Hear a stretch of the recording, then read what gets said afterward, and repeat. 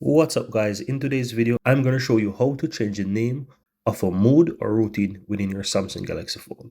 So go ahead, swipe up, and you want to open up your settings, right? So find settings and open it, and then you want to tap on modes and routines.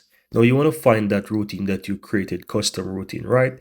And once you tap on that to open it, you just need to tap on the name at the top there, and it will open up the settings, and you can change the name of your mode. So let's say you have this one as study, you can call this one as sport, for example, and then you can reselect the color if you want, and you can change the icon as well, and then tap on done. If you want to make modifications to what the app does when it starts, you can go ahead and you can do the same by tapping on each, and once you're finished, just simple tap back, and you now have your new sport mode instead of whatever mode you had before. Very easy and very simple, and this can work for whatever mode you have there set before. A point to note that the custom modes that come within the Samsung phone, you're not able to make changes to those. So if you tap on sleep, for example, and I try to tap on the name there, it doesn't allow me to change the name because these are the custom ones. So just a point to note that you only can change the one that you created. But that's all there is to it. Very easy and very simple.